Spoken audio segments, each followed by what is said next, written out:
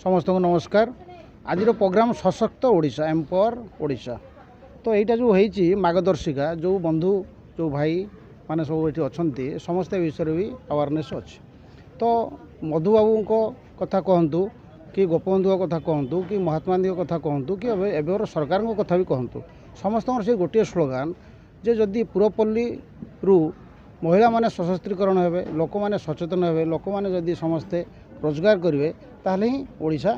हो कि राज्य हो कि देश हो देशर उन्नति हुए कि राज्यर उन्नति हुए। तो सहीटा हूँ मेन विषय वस्तु। तो से भी बहुत गुड़ा प्रोग्राम रोचे सरकार तो सरकार प्रोग्राम को सचेतन करने लोक को मध्यम समस्त यहाँ कहवाई तो ये कार्यक्रम से करुँच। तो ये कार्यक्रम मध्यम से जनवाक चाहूँ लोक मानू जे बहुत गुड़ाक सरकार योजना अच्छी से योजन आप सामिल हूँ बैंक तरफ ऋण नियंतु एवं रोजगार करी सशक्त हूँ। तो सेमाने जदि समस्ते सक्षम हे समस्त जदि रोजगार करेंगे समस्त जदि सचेतन हे ताहले ओडिशा ही समृद्धि हम भारतवर्ष समृद्धि हम समस्त समृद्धि हम यही बाबू तिरोधान दिवस से तिरोधान दिवस ओडिशा समवाय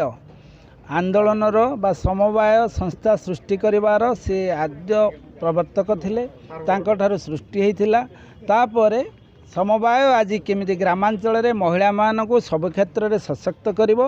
एथिपाई समवाय आउ मधुबाबू उभय को उद्देश्य रे आज ये कार्यक्रम रे ओडिशार प्रत्येक जिलार महिला माने केमिति महिला सशक्तिकरण गोपालन माध्यम रे पारिबे कुकुड़ा पालन माछ चाष अंडा उत्पादन प्रत्येक क्षेत्र में ओडिशा गोटे सशक्तिकरण हम एवं आमर महिला माने जमी घरे रही 1000 टंका रोजगार करें ये क्षेत्र में ये कार्यक्रम। द्वितीय कथाटी है ओडिशा रे प्रत्येक जिले में पंचायत रे आमे जो एससी बीसी डीसी रखीचु प्रत्येक एससी मानकु बीसी मानकु गोटे स्कूटी मागणार दौचु से माने ए स्कूटी नहीं 100टी घर को केमिति जोगाजोग करें एवं सेमानक सहित सरकार योजना को सचेतन करेंगे। तेणु शिक्षा सचेतन तालीम ये सशक्त ओडिशार मूलमंत्र ताकू नहीं केमिति आगेबे आगामी दिन में गोटे विकसित ओडिशा हम सशक्त ओडिशा हम यहाँ हूँ सशक्त ओडिशार मूल लक्ष्य लक्ष्य रु लक्ष्य।